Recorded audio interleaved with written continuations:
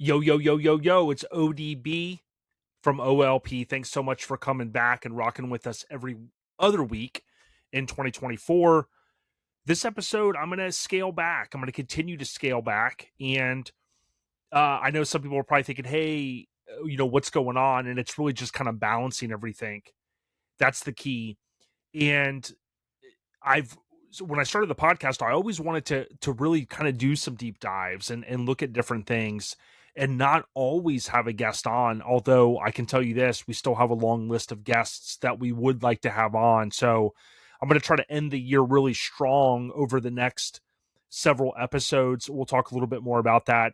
But on this episode, I want to thank our title sponsor, Scraping the Coast. Every June in Biloxi, one of the biggest and baddest shows that you will ever attend. Typically, the last weekend in June, each year, as I mentioned, of course, annually. And this is a show that is in the Mini Truck Hall of Fame, but it's got lifted, lowered, hot rods, street rods, classic trucks, you name it, it's there. We'll be talking more about this event. We'll be out there again at the Coliseum. One of the big wins at this show, of course, is the fact that they have air conditioning. Okay, so we're in the South, and that's an important thing. So shout out, tip of the cap to our kinfolk, our title sponsor, Scraping the Coast. Now, on this episode, really what I want to do is a couple things. Number one, a little bit later, I'm going to do something different. I'm going to reveal my studio here. I recently, if you're watching on YouTube, you're definitely going to want to check it out.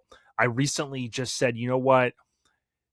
You can't change unless you change, right? And I actually, believe it or not, love change. I worked for a company for 21 years that was constant change, it seemed like. But, I sometimes, I feel like I got all this stuff and I just couldn't even walk in here lately. It was like, I was acquiring more things and things were falling on things and whatnot. And I had to come up with a plan. And I hatched a plan. I set a goal. And although it might be small, maybe even in the grand scheme of things for what you guys are thinking, it was one small step for ODB, or maybe let me say it like this: one small step for the mini truck scene, one giant leap for ODB. Of course, that's a spinoff of the JFK, famous quote, or not JFK, excuse me, the landing on the moon. One small step for man, one giant leap for mankind. But getting my quotes mixed up. But I will do a quick reveal of some of the things that I did. I've actually held back on posting anything in social media, a couple photos here and there, but nothing to kind of reveal really what I've done. And I think I'm going to continue to focus on it, and it's just going to highlight kind of who I am, the stuff that I'm into, which many of you that listen here know that I'm into all kinds of sorts of things, and that's one of the challenges that I have. I feel that I'm into too much, right? I like collecting certain things from different stuff. So I'll do a quick walk around a little bit later just to show you. In this room where I record isn't even that big, but you're going to see I maximize the space as much as I can. So that's going to be a fun thing.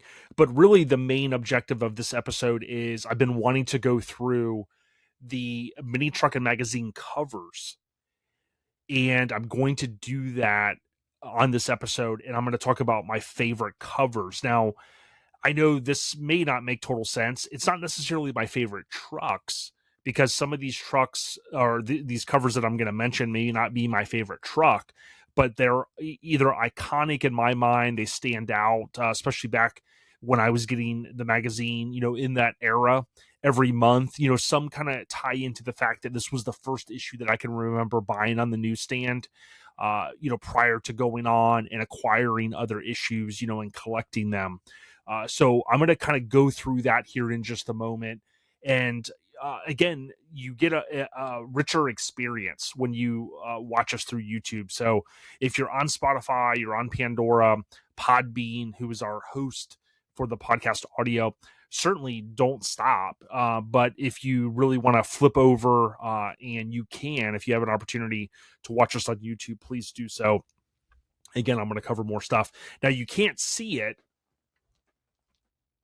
but I stood up there a little bit. I am rocking a Grinder TV shirt. Shout out to Frank and Brian. This is the Goonies themed shirt. You can't tell from seeing the front, but certainly on the back, Mini Truckers Never Say Die is what Brian put on this one. So it's pretty cool. So if you didn't tune into the last episode, I think it was 373, I basically talked a little bit about trying to streamline things. So I don't want to, beat a dead horse, but that's going to allow for, like, for instance, on the next episode, I have some audio I did with Hollywood J. Church. Now, he's no stranger to the podcast, and I was going to include it on this episode, and I just said, that's kind of counter of what I'm trying to do. I'm trying to do more streamline, kind of one main topic, not go into so much and kind of overload. And it's not even so much that I got feedback from people. Here and there, people would say, yeah, man, you cover a lot of information, but it's really cool. I love listening to it. And I do appreciate that. But, even going back and listening to it and kind of putting the final touches on the episode and getting it out there, posting it, uploading it, whatever you want to call it, it's just sometimes I feel like it's overload. And if you've noticed any, in the past, I don't know how many years, things have continued in the world to kind of streamline, right? TV shows, sports, a lot of everybody's trying to keep everybody's attention because, how often are you watching maybe a football game? And the guys, the announcers were talking about this the other day. You're watching a football game and you are on your phone, like checking social media or doing this or doing that, or you're watching a movie or a Netflix show like me, and you're kind of like, hey, let me multitask and I'm listening, but I'm doing this, right? We're all kind of doing that in life because there's a lot going on, right? There's a lot of cool stuff to do. So that's really the premise of why I'm trying to streamline things more. And, you can even see it from YouTube creators, so many people, not everyone, not Derek from Vice Grip Garage. I saw a 3-hour and 2-minute video the other day, but he's really successful. But so many folks are trying to go, hey, here's an 8-minute video, not an 18-minute video, right? Because so many of us look at that 18 minutes or 24 minutes or 30 minutes, or some of you look at the podcast and go, wow, I don't have 2.5 hours to listen to the mumbo jumbo that he's saying.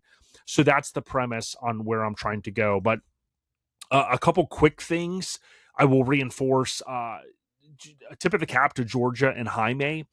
They really represented. There were a few mini trucks, including their 2 trucks, at the Vegas SEMA show, which is an annual event, many of you know. And I do plan to talk a little bit more about SEMA probably on the next episode, but it was really cool. I did not make it out there this year. I got to thank Todd Radar Hendricks, for really holding it down, as well as Juan. I know that Juan helped him at the Mini Truck Hall of Fame ceremony as well. And, it's just a thing that I'm not able to make every year, especially with some of the things I'm balancing here in life. So I think that's a good thing. And I tell you, Radar really had my back. He said, hey, no problem. We got this. And, that's what teamwork's about, right? Having each other's back. So thanks to, for Radar for having my back. Also, Dino's is this weekend. So many of you were going to it. I think last year he had over 9,000 vehicles, and I think he's really changing the game with how an event can be run.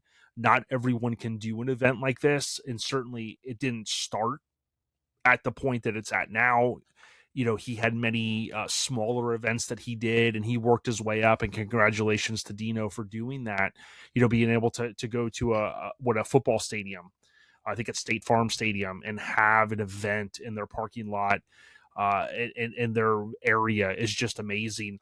And if I remember correctly, it's totally free to bring a ride in. Chevy's only, of course. So my Lincolns would have to stay home. But all jokes aside, that's a huge accomplishment. And on the next episode, I'll talk a little bit more about kind of some of the comments I saw even about SEMA and, people saying, hey, I think it's a, downward trend or this or that. I'll talk a little bit about that, but that's going to be for another episode. With that being said, I want to just thank some of our sponsors. Hamburg Weekend Wear just did a pre-sale. Lone Star Throwdown. We're ramping up for next February. Garage Gear Clothing. They do have free shipping options. So if you're looking for stuff for the holidays, please give them a shout.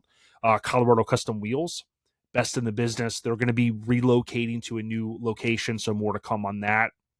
Southeast MiniTruckin Nationals, one comment here. Some of you have gotten the golden ticket and you've paid your 60. Others haven't received it. Jason Bell has been very forthcoming, stating, hey, listen, I only sent out 100 of the invoices, and that's kind of due to some of the back end stuff. AccuAir, Local Rides Mag, shout out to CNS Metalworks, and then the freaking weekend trip. Kudos to him. He's already ramping up, asking for vendors and sponsors for 2025, which is every now this annual event, which is going to be September in Biloxi. So we went this year. The freaking weekend was insane, and we really had a good time. So I can't wait for the pre-party next year and the after party as well. Okay, so I am going to share my screen. I will tell you, some of you may not realize, like, it takes a lot to put this stuff together, and what I want to do here is I want to give a shout out first to this website. So there's a website, if you Google 99W Speed Shop. I have touched base with this guy via email. He's given me credit for helping even him with a couple of things. But I will say this. This website, he's done a great job of curating together magazines from many different decades. And this makes my job a lot easier. Although I have every issue of the magazine, I have referenced this content as I have with Jason Redden's Facebook page. So let's keep in mind, he has the Facebook page for the MiniTruckin covers. And that has also been a big help. So, but I will say, for what I put together today, this gentleman's site is really, really good, and I appreciate him. So before we get into the reveal of what I've recently done here, I'm going to go through this, and I'm going to talk about just today, 1988 through 1999. There is visuals here. So again, that's another reason to watch on YouTube. You'll get a chance to see these covers. You're going to be, some of you are going to be familiar with them. Some of you might say, hey, wait, I wasn't even born, ODB, when these magazines were produced, right? So many of you are listening from all around the world, so thank you. But I'm going to group 88 and 89 together, okay? So in the summer of 88, you have issue 1, very coveted, kind of to use a Dennis Collins term, holy grail of our truck scene to kind of get your hands on this issue. And that is what you see here. And then for 89, you have the winter, the spring, the summer, the fall. So what they did was, as they came out of 88, I don't want to go too much into this, but I'll just mention this. As they came out of 88, they basically started with the winter, kind of as the first season, right? So December, January, February, kind of into that winter period. And that's what they did here. So enough of slicing and dicing that, but these are in chronological order. So again, it did take some time to put all this together. So out of 88 and 89, I'm going to pick my favorite cover, or in some years, or in some examples, I'm going to pick a couple of covers. Again, these are not my favorite trucks per se. They could be, but this is more looking at the actual cover, what I like and why I like it. So you have 5 issues from this first batch, 88 through 89, because in 89, there's 4 issues, and you can see those here if you're watching on YouTube. Basically, you have the hard body, you have Raw Deal, which was just inducted into the Mini Truck Hall of Fame. Rest in peace to Joe. You have the Mazda topless truck, and then you have Red Hot, which was a mainstay in the state of Florida. And I'm not going to name every truck. I just wanted to mention that here. But again, I'm going to kind of keep this a little bit lighter than I normally would. Now, my winner, not winter, but my winner for 88 and 89, so those 5 episodes, those 5 issues, is going to be this issue here, Fall 89. Now, I do plan in the future to get David on. I've spoken to David, who owned this truck, who built this truck. He lives just north of me, hour or two, maybe 2 hours up in Ocala. He built this truck when it was brand new, and the reason why this is my favorite cover not necessarily cover, truck, but my favorite cover is because really it was Florida flexing, right? Back in the day, you have this magazine that comes out, and there is the West Coast influence, right? Radar's DVD and his documentary style film taught us about that, right? And many of us know so many styles came from the West Coast. What this proved here was, hey, Florida's got some cool stuff going on too.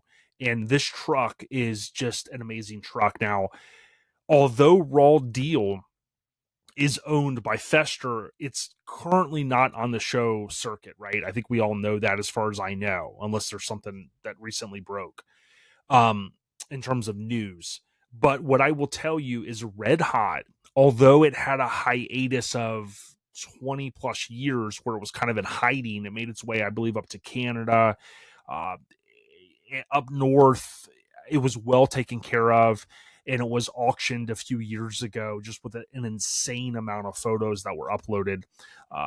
This truck is still on the show circuit, which is mind blowing to me. Because if you think of '89 and you think of where we are right now, that's 35 years ago. And there was a gentleman in a club in Florida that brought this truck back. He bought it, brought it back to Florida. We saw it at Made of Steel and whatnot. And the reason why I say that is, again, this is kind of a very cool thing. Alan Paradise was in Florida and he shot this. And oh, by the way, there's a 720 in it as well. You got the surfing vibe, you have the beach, just a great cover. And I talked about this recently, where if you look at the first few issues of the magazine, you have these 4 issues and they have that iconic MiniTruckin logo. But as you're going to see, that logo is only on those 4 issues, which I've talked about. Now, the font pretty much stays the same, but the grid pattern, which is on that iconic original sticker, if you will, is only there for 4, and this is the last of those 4. Okay, so next we got 1990, moving right ahead. So I talked about in a recent video how in 1990, when we get to the end of the year, there's a designation for November 1990. The difference here in 1990 is you end up with 5 issues because they start to go, hey, wait a minute. Let's transition out of the quarterly and let's move into the bi-monthly, right? So every other month. And what you end up with here is you got winter 90, spring 1990, summer 1990, and fall 1990. So it kind of followed that same pattern, right? You have some very iconic covers. This one's kind of hard to pick for me because I actually like more than one. But I told myself, even going to 2 was kind of cheating on my part. But several of these different years, I do pick 2. What I'd like to know too is, as we go through this, comment on YouTube. So, for that first run, 88, 89, let me know which one was your favorite cover, whether it's the month and year designation or the name of the truck, however you want to do it is fine. So, with these 5 issues, my favorite covers, because I picked 2 this time, was summer 1990 and November 1990. So just they stick out to me. I have a lot of notes on different aspects of these, and again, I'm going to keep this a little bit more light in the grand scheme of things. But what I will say is, on the right side, you got Sal Napoli, and ironically enough, I was talking to the big homie, my brother from another mother, Ruben Artiaga, recently, and he mentioned that he ran into Sal at a concert, and Sal, of course, is from Vegas. And this truck goes on to be one of the most iconic trucks. We had Sal on in the past, thanks to Ruben. And it's really, really cool to see it here in its first iteration. So those were my 2 favorite covers. I couldn't just pick one from 1990.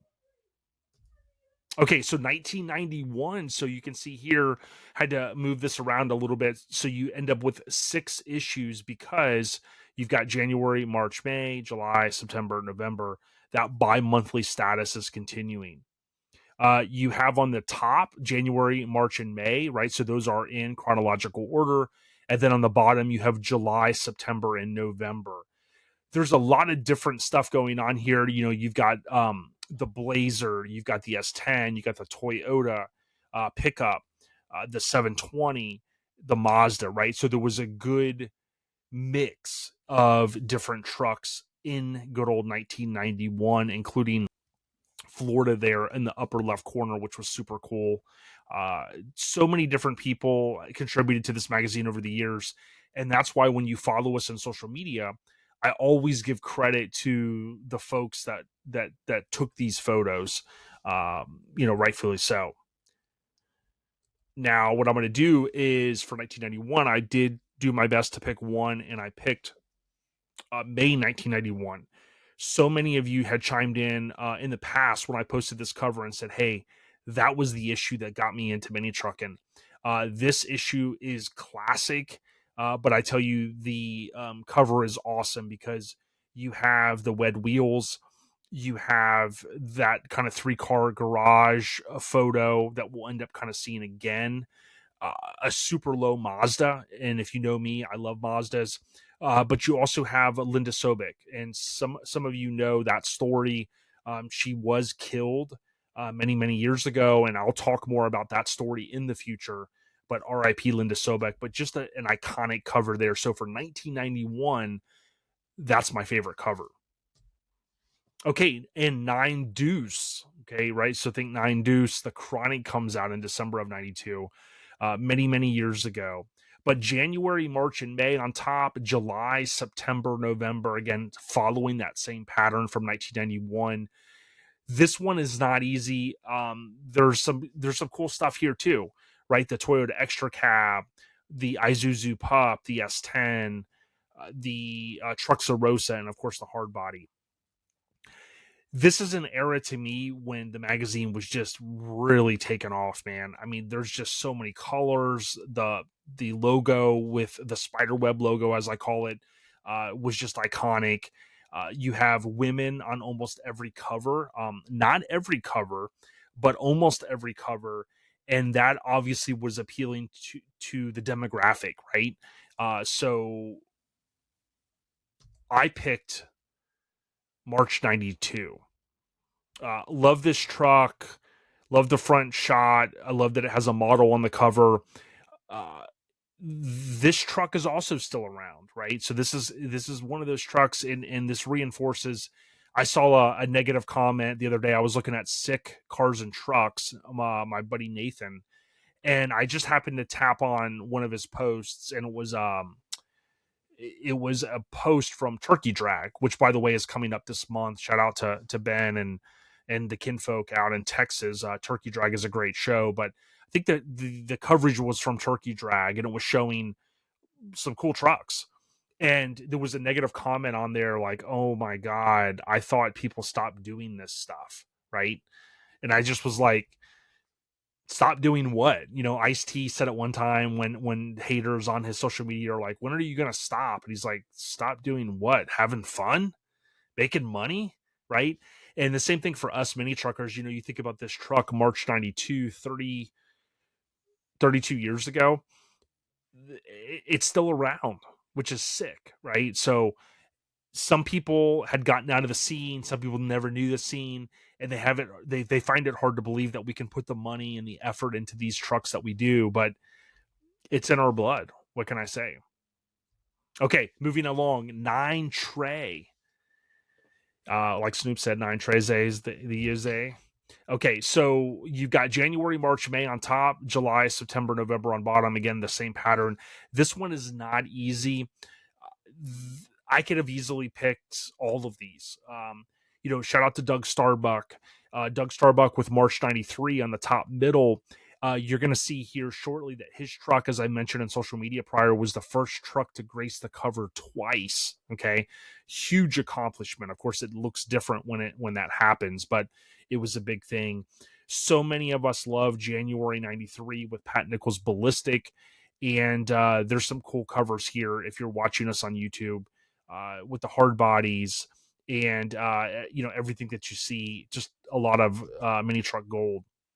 Now for 9 Trey, I picked January 93 Ballistic. I love this cover. I love that the hood is off. I love, kind of in that in front of that 3-car garage, you've got the model washing the truck, the wash bucket, the hose. And ironically enough, Brandon Burrell, shout out to Brandon from Modified Rides podcast, as the editor of Street Trucks in that era, not too long ago, he helped recreate this iconic cover 31 years to the month with Randy's Two Ballistic. So super cool. But this one has stood the test of time, and I had to pick this one because it's just one of my favorite ones. I actually have. It's one of my few autographed covers hanging on the wall.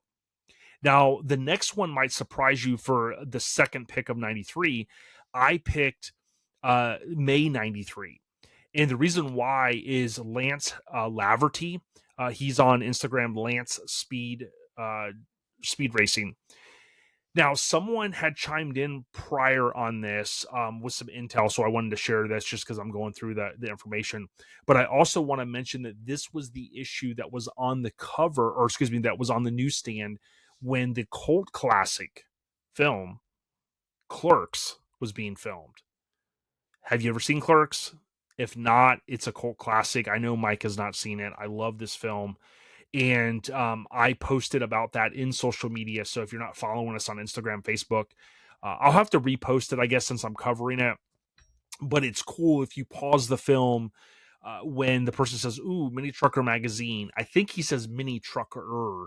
I don't think he says MiniTruckin, but he's looking for a hubcap for a Pinto, and he spots the magazine and he mentions it. But there's a clip in there where you can pause it and you can see that cover.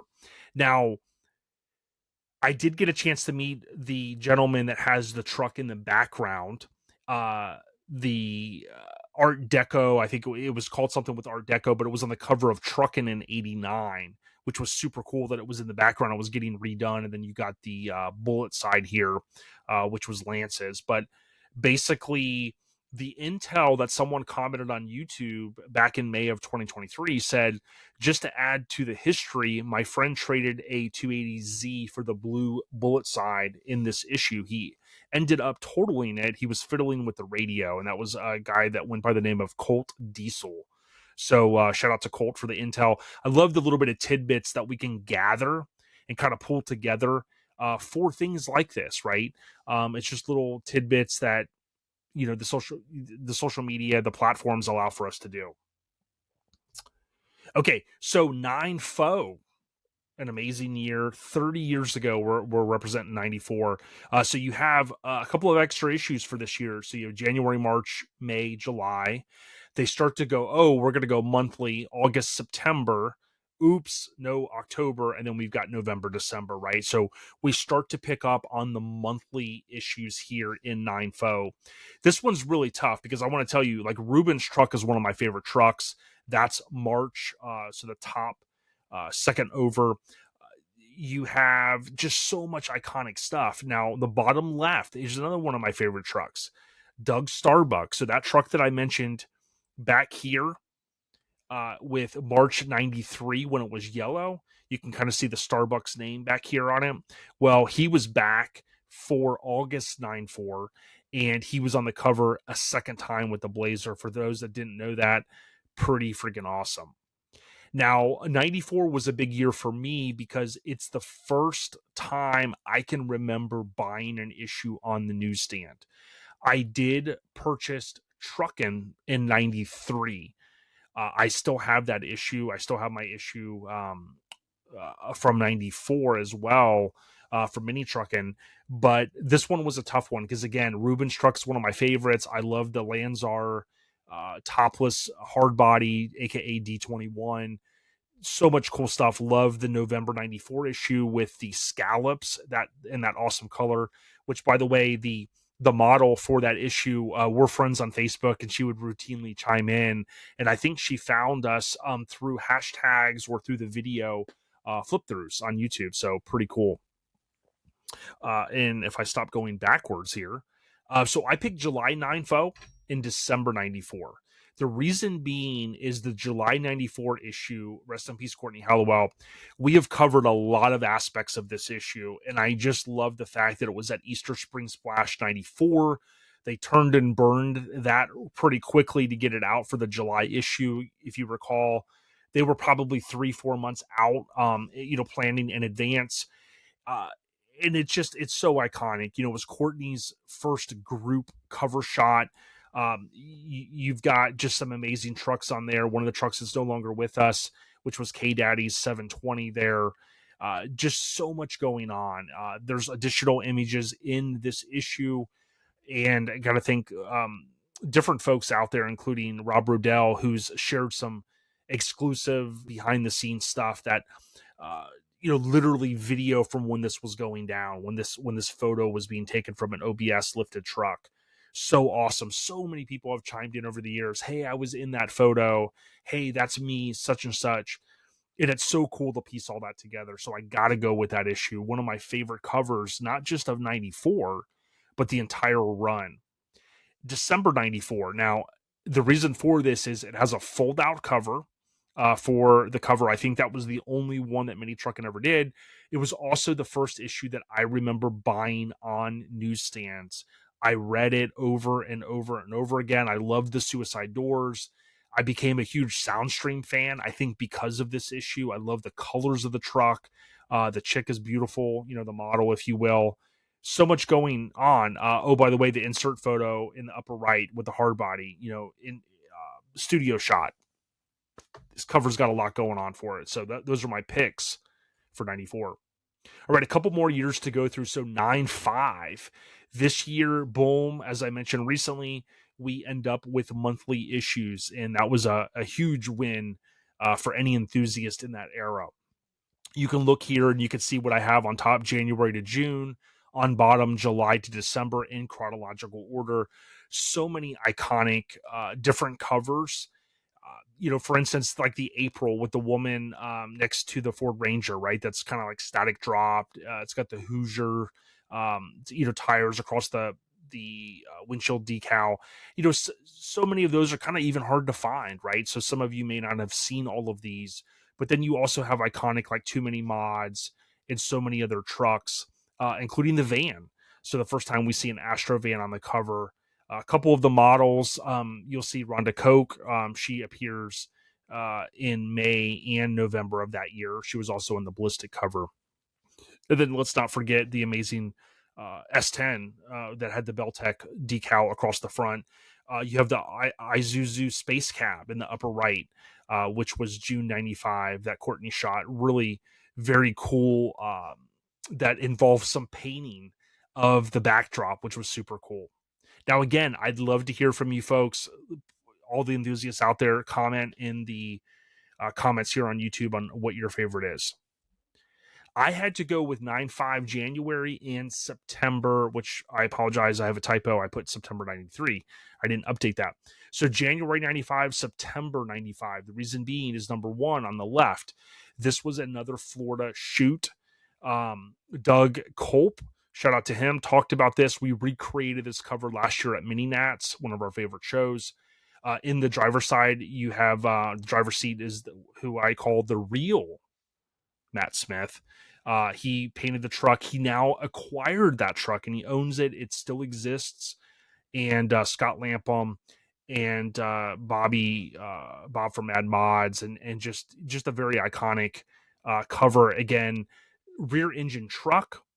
By the way, Florida saying, hey, look, we're not just this, it's not just Florida man in Florida. We've got other stuff too. We've got cool mini trucks. And that was us putting it down heading into 95. Super cool cover there. And how can you not like September 95? Chris Anders's sister, shout out. She models on this cover a very, very iconic mini truck, yellow, negative camber logo on it. Love this truck. Love this cover. And ironically enough, I think these were the same wheels that Georgia had on her truck. Well, not the same exact ones, but that style wheel on her truck at SEMA 2024, right? So you talk about longevity, you talk about trends that stand the test of time, sliding rag, awesome wheels, yellow paint. Now this isn't Mike Murray's truck. I mean, Mike Murray's MIA. We can't even find that guy. But body dropped low. You got the ocean in the background. That SoCal style, what's labeled across the cover. I had to go with these two as my favorite 495. 9.6, same bat time, same bat channel in terms of 12 issues, January through June on top, July through December on bottom. Again, another tough year to select because, like, for instance, Made to Ticket, one of my favorite trucks ever built, right? You've got March, this amazing hard body, right, with the different aluminum pieces, built aluminum, kind of sitting around it. Something Wicked This Way Comes, amazing Cal Concepts truck. You got the a Mazda Hopping. You have Phil's truck, who we had on for September 96. You have Ryan Fringlinghouse, his Blazer, which is November 96. Yes, Ryan from West Coast Customs, and that was Wes Allison's first cover that he shot. And oh, by the way, you have, did I mention Last Look?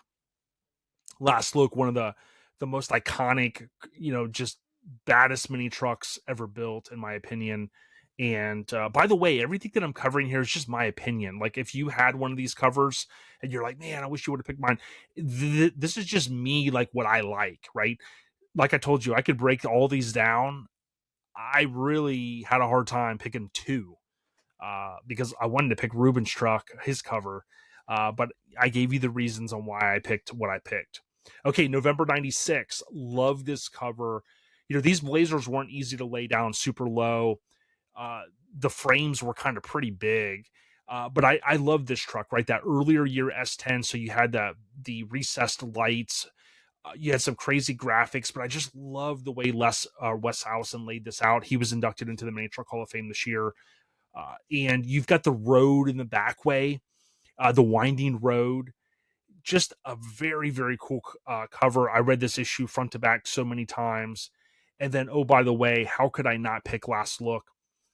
Rest in peace to the great Sean Carlson. And when we had K Daddy on, and we had Dion, and we had Craig Frazier, we talked a little bit about different aspects of this truck. Dion was the owner, and the crazy thing is that Sean took hours and hours and hours, hundreds of photos to shoot this. I want to do more on this truck in the future because folks don't realize how many covers it was on, not just Mini Truckin. It also was in ads for House of Color, which was super cool. The truck still exists. Of course, Fester owns it. And yes, that was the truck that was on that TV show not too long ago, or several years back, rather, kind of What's It Worth. And Fester was on there with Last Look, which is in the Mini Truck Hall of Fame. Okay, a couple more years left. We got 97, same layout, January through June on top, July through December on bottom. Ooh, this one was really, really tough because I look at it and go, man, I love a lot of these trucks, but hey, ODB, you're picking based upon the covers, not the trucks, not the chicks, not the wheels, right? You're picking the covers. And I really wanted to go February 97. We had some exclusive video of that truck at SEMA, and it's so cool to share this old stuff that people have never seen. But I went back and forth on this one. Another iconic truck was November 97. You got Sideshow, aka Ahead of You. Just, so much. And then you got Bill Hancock, rest in peace to Thomas, with December 97 with the Hancock wheels in the knockoffs on those Colorado Customs, man. So cool. Such an iconic truck. But here's what I went with. I went with August 97 and October 97. The reason being, Cope Kessler, we've had him on, thanks to Ruben. Cope's van is on the left. This GMC Safari, aka Astro van, was shot at Spring Break Nationals 97 on the beach here in Florida. More specifically, of course, Daytona Beach, which was super cool to think about, all the way out from Texas. This cover gets shot. It runs in Truckin. It runs on the cover of Mini Truckin, and it runs also on the cover of Auto Sound and Security, which is super cool. Sharks just did a great job. The other one is this, okay? Again, these may not be my favorite trucks of all time. I just feel like this cover, October 97, was so iconic. I love the green logo, Mini Truckin. Today's compact truck publication. was on the cover, and you have this green and purple, man. Very basic in the grand scheme of things, but you got the billet mirrors, you've got the matched wipers. Just an iconic cover, in my opinion. It really sticks out, and to me, it stands the test of time. Okay, 9.8, same thing. We kick off with West Coast Customs Toyota on the upper left, and we end with Chris Wadier. I would say his name probably incorrectly, but that it was a brand new Nissan hardbody. Ended the year with the Cow Concepts paint job. Again, another year that's tough because one of my favorite trucks of all time is in this list. Well, actually, a couple of them. And I didn't select them for my favorite covers. That just kind of shows you a little bit of insight into my mind set. But I'm going to give you another minute because I am kind of going through these a little quick. Some of these trucks still exist. Some I do not know. Does anybody know where Joe Musso's truck is at? I'd love to know. We know Lo Migo's still around. Last Look, of course. We know Ryan Friglinghouse got his, I believe, I don't know if it was this exact Mazda back. Shannon Bolus owns the Ranger, and then of course the Nissan hardbody, we know that still exists. Some of these others I do not know. The van was probably shipped to Japan at some point, but I had the hard decision. The Colorado Custom Wheels definitely helped on this one, but August 98 10th anniversary preview has the new MiniTruckin logo at that time, shot at Master Image Customs. You can see the artwork in the background there. I'm a big fan of this truck in this version of it, okay? But I love the checkered floor. Bobby Billiard looking dang good on this cover. You see the stereo, right? The wall. I that's what got me into mini trucks, right? The big stereo. So you kind of see the wall in the extended cab. You see the billet grill. You can tell it's in a shop. It's lit in the back a little bit. Super iconic. And this one was tough because, again, if I go to October 98 with Ryan Friglinghaus's Mazda, hands down one of my favorite trucks ever built. Nothing against that cover, but what I picked was just one that's near and dear to my heart. Now, I will tell you this as well. Courtney did an amazing job with Rob Rodell's Lo Migo.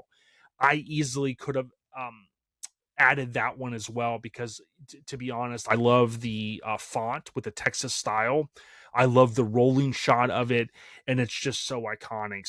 So many good ones, not easy to select. And then the last year that I'm going to talk about right now, before we do the little bit of the reveal, and then we'll wrap this episode up, is 99. So 99, guess who's back? And you, of course, have Courtney Hollowell, rest in peace, with the first cover of that year, which is another group photo that was taken at Texas Heatwave 1998. You have Lenny Groover's truck. You have the famous Mazda. You have so much going on for 99. It was truly an amazing year. Different mix of photographers, which was cool as well. And Chris Schmidt, of course, in the upper right corner. That truck shot at Booger Bash 98, which I think was in November of 98.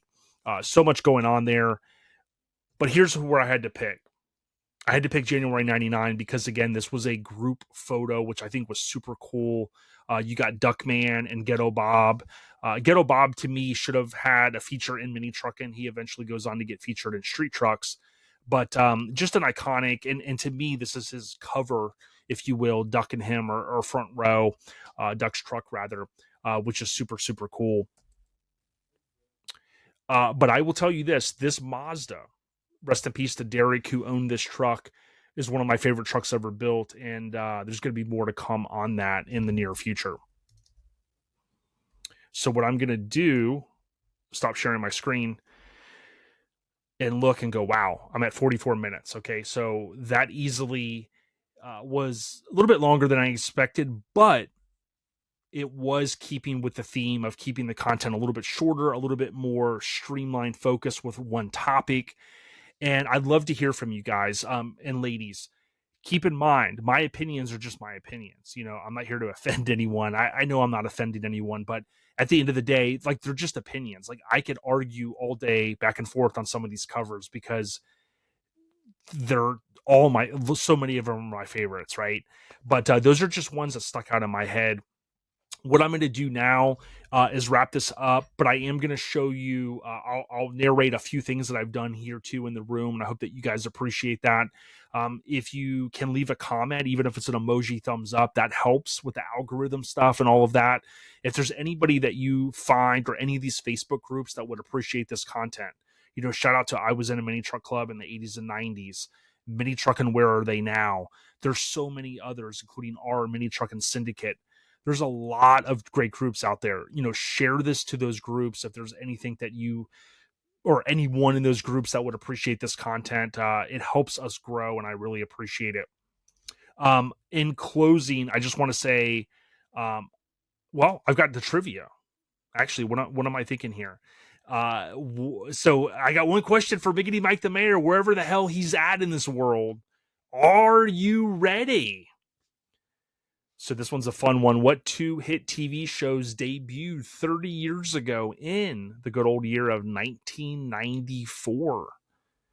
I'm going to give you two hints.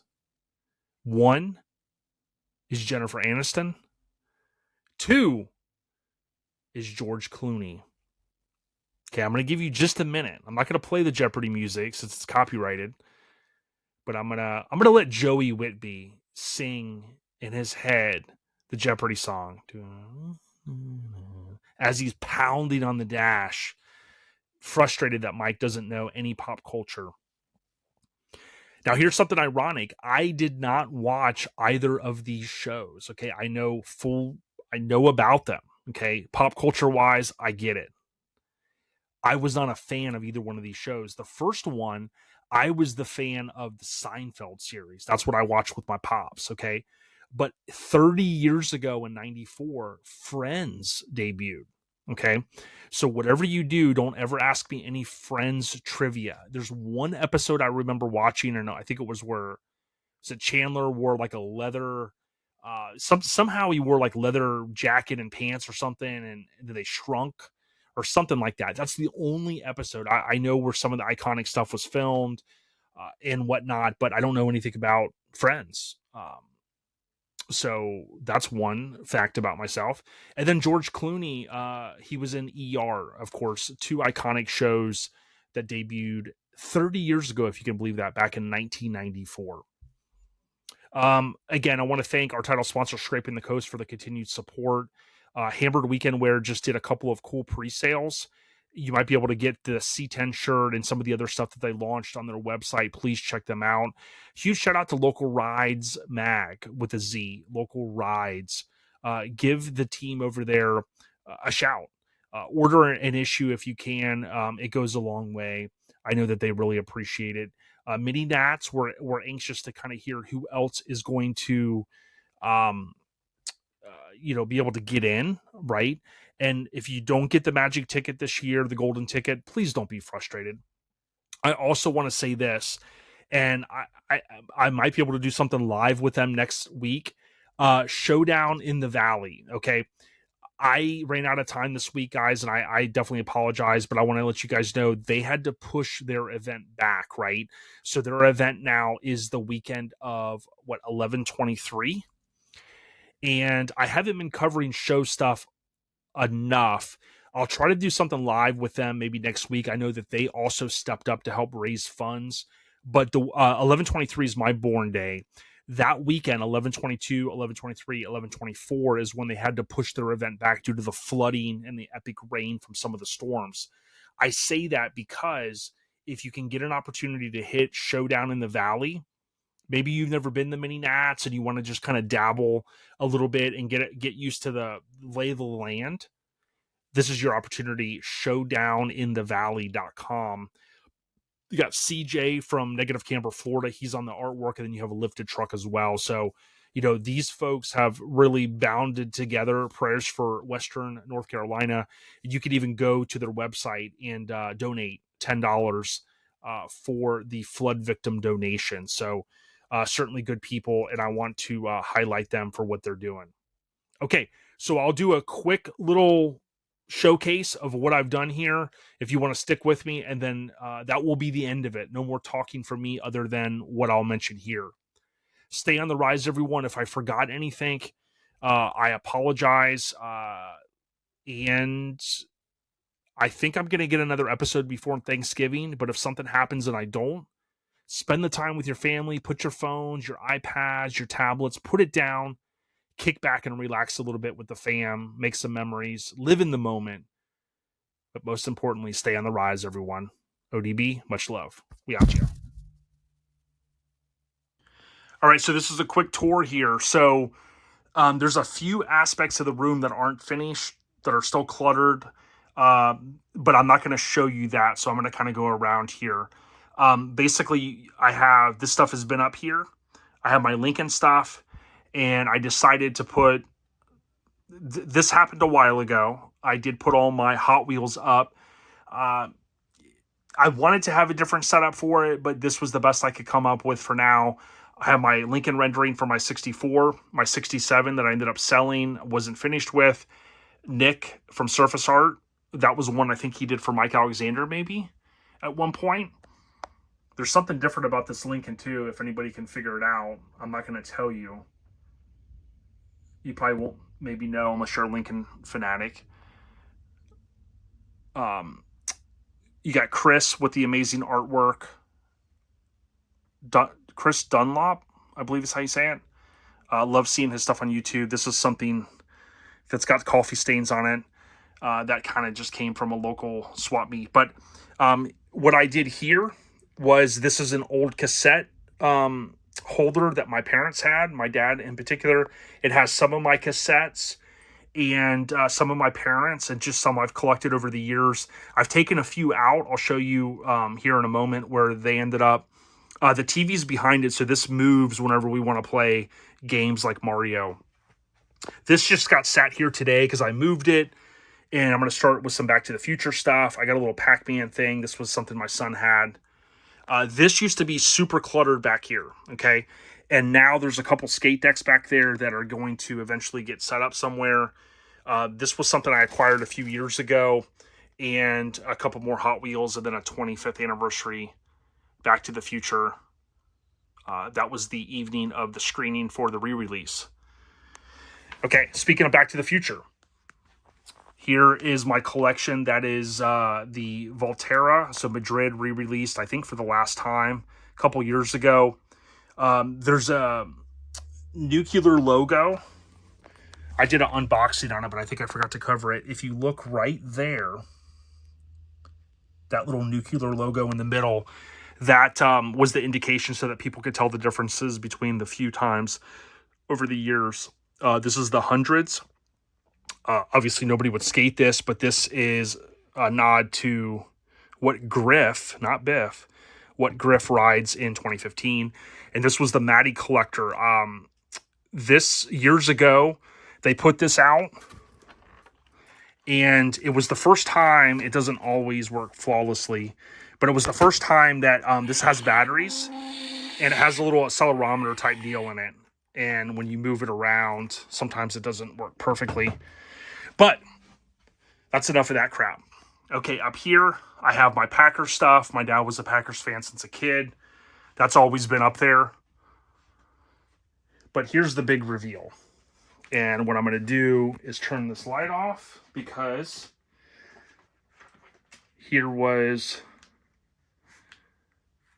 really what I've been working on. If I can hit the button. So, I finally got the display cases that I wanted. The Oakley display case I've had for a couple years. That used to be in the corner.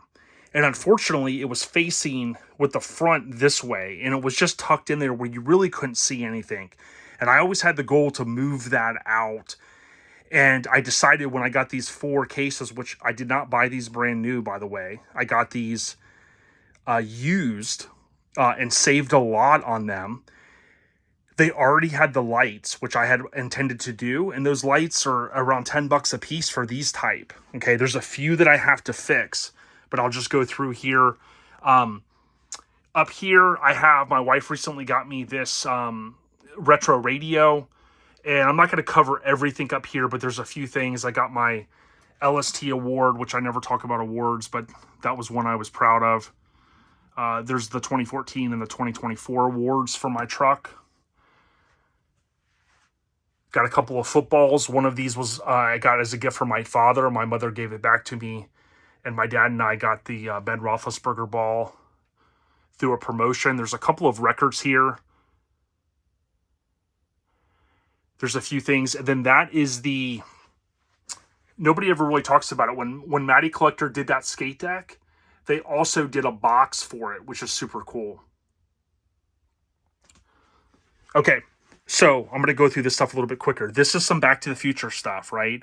And each day I've been putting more and more stuff in here, and it's kind of nice to be organized because now I can display some of the stuff over the years. Some of my friends have given me things. Tony Boss Bolin, as an example, got me the laser disc. My son gave me that US Air thing he found in a briefcase one time, believe it or not. Some of these things I bought. Brad Kreisman gave me that pin at the back of the DeLorean. You know, just some that stick out. Ryan, that used to work at Graphics Mafia, we traded out some of these cars. There's the certificate of authenticity for the board. There's some more stuff, and maybe I'll do a more detailed video sometime. This was more to show you the organization, but this is my rad case. So over the years, you guys know I'm a big rad fan. I have bought some things, not everything, and that's what I pride myself on. I don't have everything, but I have a few things that I really like. This was something I never thought I was going to get from Vinegar Syndrome. And Jeremy Mosier from the Rad Movie Collection, he did an unboxing, and he said, hey, I just happened to stumble across it the other day. They put more on their site, and I got the last one from them, which was super cool of that. That's a VHS. I haven't opened it yet, but it lights up. Here's some of the stuff from when I went to Hell Track. Of course, I have Bill Allen's book and a couple different things.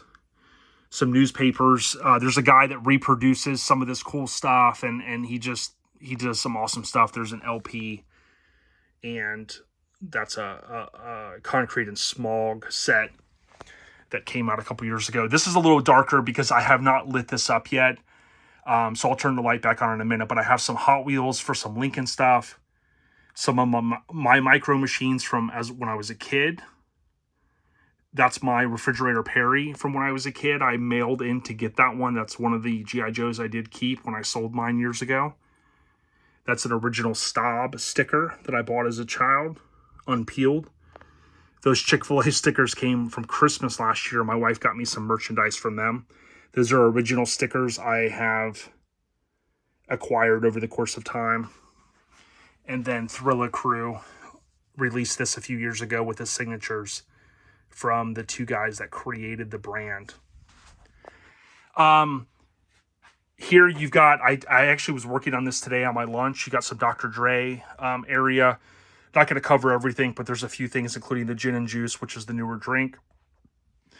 I was working on this today. Here's some original Doggy Style stuff. Not everything in here is original. That's an original press release, which are super rare. That's an original here. The back are the 30th anniversary ones. Some Eminem stuff. LL Cool J's album from this year. He had, for the same price, you could get it autographed, and it came with that little card.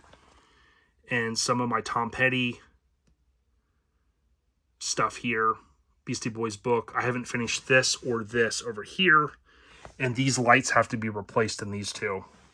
So a few things here. A book I had bought my son that he gave to me that he just said, hey, Dad, you know, put it in your stuff, which was cool. Goonies, a few things, including the clamshell VHS. And over the course of time, Tony Hawk, this was something he did earlier this year with another guy on Instagram that does amazing content.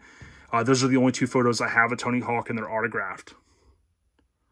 Okay, so just to wrap it up, again, I got my Packer stuff up there. There's the hoverboard deal. There's some more Packer stuff. Picture of my pops. This is something I had hanging on my wall as a child back when Magic and Jordan, back in, 91, when they met for the championship. Sometimes I move these posters because I'm kind of out of room. This is one of my favorite posters ever. So depending on what I'm doing, that's a Bart Starr original old school. I'll sometimes move these around. Here's another rad one, which I mentioned before. The stereo, I've got to figure out what I'm going to do with that. That was my friend's sister stereo. I love the colors. I just need to figure out where I can put it. This is my Lincoln case that I had gotten from Nate from Acro years ago. I'm not going to go through all that, but there's a bunch of cool stuff in there. Just stuff I've acquired over the course of time. A bunch of literature. Some of my albums over here. And this was the corner back here where I had all my Bada Bing stuff. But all of my truck stuff is kind of being transitioned out into the main shop out there. And this is a funny cover. JD and the Stamps. Vintage Gospel. 67 Lincoln though. Or 64 Lincoln though. Here's a few of my original Truckin that I got from Jason Redden. There's a few toys, like a reissue here of G.I. Joe. This was one of my favorite G.I. Joe toys as a child. A couple long box CDs. But there you have it. Let me know what you think. I mean, again, it's a small room. I do call this my studio, which I'm knocking stuff over in. This is my recording studio, man cave, whatever you want to call it. There is still work to do. That's what my JFK photo just fell a minute ago. There is still work to do. And again, I'm thankful for everything I have. Some of this stuff I've been collecting since I was a kid. You know, it's not like I go spend a ton of money all the time on stuff. Like that little piece right there, that yellow piece, that's from my parents didn't have a lot of money when I was a kid, but they bought me the USS flag. They know I love G.I. Joes, and I think it was $100. And I had it for many years, and I sold it, and that was a piece that I had found that I forgot to give away with it. So, you know, just little things like that, that really mean something to me. There's some scratches on that, which it took a lot to get some of these stickers. I mean, I spent hours trying to get all the stickers off that were on here. But with that being said, I appreciate everyone. I hope that you appreciate the walk around. Again, I don't have everything, and I don't ever intend to. I just have the few things, kind of an eclectic collection that brings joy to me a little bit when I'm not working or podcasting. Stay on the rise, and rest in peace, Papa Smurf and Rob Scepter. We out ya. Peace.